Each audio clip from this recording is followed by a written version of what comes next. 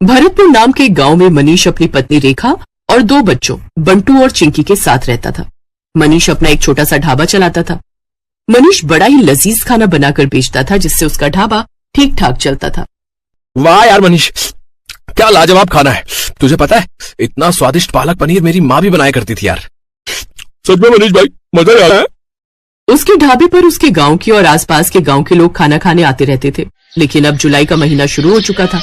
उसका ढाबा कच्चा बना हुआ था, जिस कारण बरसात के समय में वहाँ पानी टपकना शुरू हो जाता था और इसलिए बरसात में उसका धंधा मंदा पड़ जाता था। उसके ढाबे पर कम ग्राहक आने लगते हैं। बाहर बारिश जोरों पर थी। हे भगवान, पिछले 2 हफ्ते से बहुत ही कम ग्राहक आए हैं ढाबे पर। अगर ऐसे ही चलता रहा तो कैसे काम चलेगा। कहीं ऐसा ना हो कि फिर मुझे अपना ढाबा बंद करना पड़े। आप चिंता मत कीजिए जी, ऊपर वाला सब ठीक कर देगा। बारिश में लोगों को आने में थोड़ी दिक्कत तो होती ही है, ऊपर से ढाबे में पानी भी टपकता है, शायद इसलिए। अच्छा चलिए, आज मैं भी आपके साथ चलती हूँ ढाबे पर। वो दोनों ढाबे पर चले जाते हैं। उस रोज भी खाना बनाते हैं, लेकिन उस रोज भी बारिश के चलते कोई नहीं आता। लगता है आज भी ये सारा गरीबों में बांटना पड़ेगा। कोई ग्राहक नहीं आया। उस रोज भी वो सारा खाना गरीबों में बांट आते हैं। ऐसे दिन बीतते हैं। एक रोज आधी रात के समय गांव में तेज तूफान आता है और जोरों से बिजली कड़कती है और वो बिजली उसके ढाबे पर आकर गिरती है, जिससे उसका ढाबा जल जाता है। ये क्या हो गया रेखा? अब मैं क्या करूंगा? मेरी तो रोजी रोटी ही छिन गई। मेरी भी कुछ समझ में नहीं आ रहा जी, लेकिन आप ज्यादा टेंशन मत लीजिए, नहीं तो आपका बीपी बढ़ जाएगा। दिन पर दिन बारिश बढ़ती जा रही थी और मनीष उसी बारिश में काम ढूंढने निकलता है, लेकिन उसे कहीं भी काम नहीं मिलता। उल्टा सारा दिन बारिश में भीगने के कारण उसे सर्दी लग जाती है। अब जैसे तैसे वो अपने दिन काट रहे थे। फिर एक रोज रेखा का मुंह बोला भाई माधव उनके घर आता है। अरे जीजा जी, इतनी बारिश में रोज रोज काम ढूंढने निकलते हो, बेकार में परेशान होते हो। इससे तो अच्छा ये होगा कि आप मेरे साथ चलो और मेरी दुकान पर काम करो। वैसे भी मेरा आदमी अपने गांव गया हुआ है और मैं आपको महीने के आखिर में तनख्वाह दे दिया करूंगा। क्यों दे दी? ठीक कहा ना मैंने? हाँ, माधव बिल्कुल ठीक कह रहे जी। वैसे भी अपने पास और कोई काम तो है नहीं, अब तब तक यही काम कर लो आप। अच्छा ठीक है माधव, तुम कहते हो तो मैं यही कर लेता हूँ। वैसे भी घर खर्च तो चलाना ही है ना। अब मनीष माधव की दुकान पर काम करने लगता है। वो बिना 1 मिनट भी आराम किए सारा दिन मेहनत करता, अनाज की बोरियों को ट्रकों से उतारता और दुकान के अंदर का सारा काम संभालता। लेकिन जैसे ही महीना पूरा होने को आता है, तभी तनख्वाह देने के नाम पर वो टाल मटोली करने लगता है। तनख्वाह? कैसी तनख्वाह जीजा जी? ये तुम कैसी बातें कर रहे हो माधव?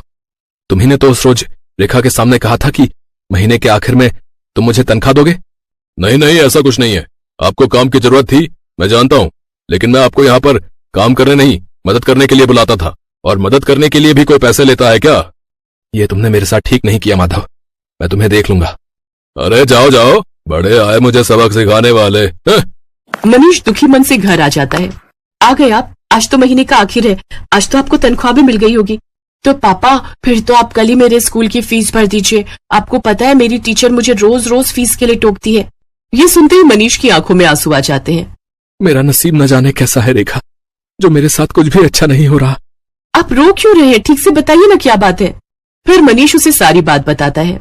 हे राम, वो इतना बड़ा मक्कार निकलेगा मैंने कभी नहीं सोचा था।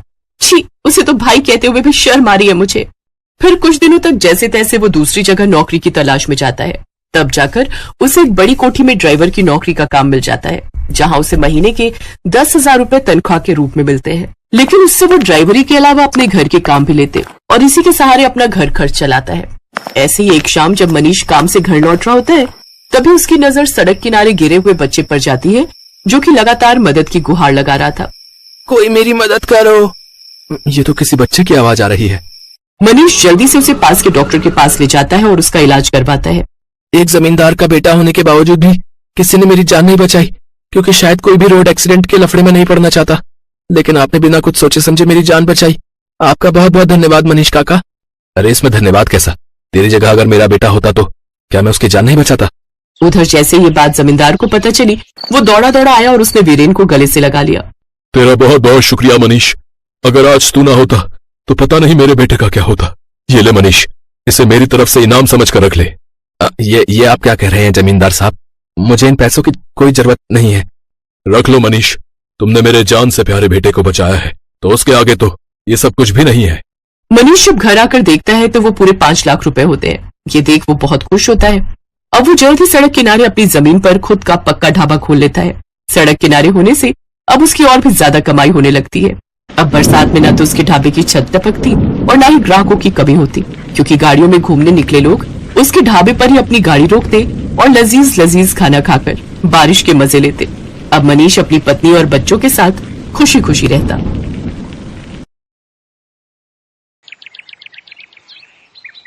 बेलापुर गांव में आत्माराम और उसकी पत्नी गायत्री रहते थे। गायत्री चाय की बड़ी ही शौकीन थी। जैसे ही बारिश का मौसम आता तब तो वो बस हर वक्त चाय की रट लगाती रहती। उसका पति आत्माराम मेहनत मजदूरी करके कुछ पैसे कमाता था। गायत्री घर संभालती थी, लेकिन वो चाय की इतनी शौकीन थी कि घर में राशन हो ना हो, लेकिन चाय बनाने का हर सामान हर पल उसके घर में रहता था। उसके पति को जब भी मजदूरी मिलती तो वो उसमें से राशन के साथ साथ अपनी चाय पत्ती और चीनी एडवांस में हिलाकर रख लेती। इतना सारा चाय बनाने का सामान फिर ले आई? अरे चाय की दुकान खोलने का इरादा है क्या? वाह मेरे पति देव, क्या आइडिया दिया है। ऐसा क्या कह दिया मैंने? वो तो तुम्हें सुबह ही पता चलेगा। गायत्री के पास एक पुराना टेबल था। अगले दिन सुबह उसने उस टेबल पर चाय की दुकान लगाने का फैसला किया। वो अपने उस टेबल को घर के बाहर ले आई और उस पर चाय बनाने का सामान रख दिया। मानसून का समय था, जिससे मौसम काफी सुहाना हो रखा था। चाय ले लो, सिर्फ 5 रुपए में चाय। आओ आओ, इस सुहाने मौसम में चाय का मजा लो। कुछ ही देर में उसके पास चाय पीने के लिए लोग आने लगे। ठंडी ठंडी हवा, मानसून का महीना, सुहाना मौसम और ऊपर से अदरक इलायची मसालों वाली चाय। बहन जी, एक कप मुझे भी लेना। ऐसे ही देखते सुबह से दोपहर हो गई। आत्माराम गुस्से में बड़बड़ाता हुआ बाहर आया। सारा दिन बस लोगों को चाय ही पिलाती रहोगी या घर में खाना भी बनाओगी? हाँ तो कौन सी आफत आ रही है? देख नहीं रहा बीवी बिजनेस कर रही है, खुद ही जाकर बना लो खाना। लेकिन मेरी माँ, बनाओ किसमें? चूल्हा तो तुम हथिया कर बैठी हो। अरे हाँ, मैं तो भूल ही गई थी। अच्छा, आज मेरा काम का पहला दिन है, परेशान मत करो। खाना अब सीधा रात को ही खाना, तब तक इस चाय से ही काम चलाओ। लो, एक कप चाय पियो। नहीं पीनी है तुम्हारी चाय। हे भगवान, मैं क्या करूं इस औरत का? काश कि कोई चाय देने वाला पेड़ होता जो सारा दिन बस चाय ही देता रहता। शाम को जब ग्राहक आने बंद हो गए तो गायत्री ने चूल्हा अंदर ले जाकर रख दिया और उसमें खाना बनाने लगी। साथ ही उसने चाय के पतीले में बची हुई थोड़ी सी चाय को अपने घर के आंगन में लगे पेड़ की जड़ों में डाल दिया। सुबह जब गायत्री आंगन में झाड़ू लगा रही थी तो उसकी नजर उस पेड़ पर गई।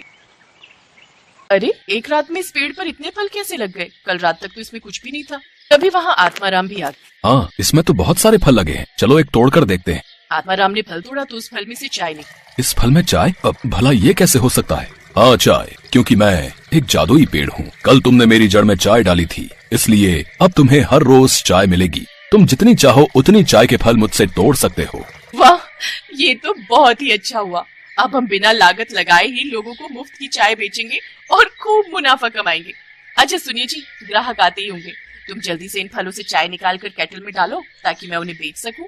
उन्होंने जल्दी से केटल में चाय भरी और फिर गायत्री उसे अपने टेबल लगाकर बेचने लगी। गायत्री बहन, आज तुम चाय चूल्हे पे नहीं बना रही? इस केटल में तो ठंडी होगी ना?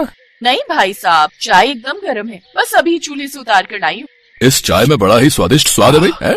अब गायत्री के ग्राहक और भी बढ़ गए, क्योंकि जो स्वाद उस पेड़ की चाय का था वैसा स्वाद उन्हें और कहीं नहीं मिला। गायत्री अब खूब मुनाफा कमाने लगी। वो हर रोज सुबह फल तोड़ती और उसमें से चाय निकालकर लोगों को बेचती। एक रोज ऐसे ही रात को बहुत तेज आंधी तूफान चलने लगे और जोरों की बारिश हुई, जिसमें कि उस पेड़ पर लगे सभी फल टूटकर नीचे गिर गए। ये देख गायत्री बहुत परेशान हो गई और रोते हुए भगवान से प्रार्थना करने लगी। हे भगवान, ये क्या, सारे फल तो नीचे गिर गए। अब मैं अपने ग्राहकों को मुफ्त की चाय कैसे बेचूंगी? सोचा था अब हमारे अच्छे दिन आएंगे, अब हम कुछ बचत कर पाएंगे, लेकिन लगता है हमें फिर से दिहाड़ी मजदूरी करके जीवन काटना होगा। इसके बाद गायत्री उदास होकर दरवाजे पर ही बैठ गई और उसकी वहीं आंख लग गई। लेकिन अगली सुबह जब उसकी आंख खुली तो उसने देखा कि वो पेड़ फिर से पूरी तरह चाय के फलों से भरा पड़ा है। ये चमत्कार देख गायत्री और आत्माराम बहुत खुश हुए। फिर बारिश के मौसम में भी गायत्री तिरपाल लगाकर चाय बेचने लगी। अब तो भरी बारिश में भी लोग उनके यहाँ चाय का स्वाद चखने जरूर आते। उन्हें उस पेड़ की चाय की लत जो लग गई थी। आत्माराम ने भी अब मजदूरी छोड़ दी और वो भी अब अपनी पत्नी का हाथ बटाने लगा। उन्हें अब बिना लागत के चाय बेचकर मुनाफा होने लगा और अब उनकी गरीबी के दिन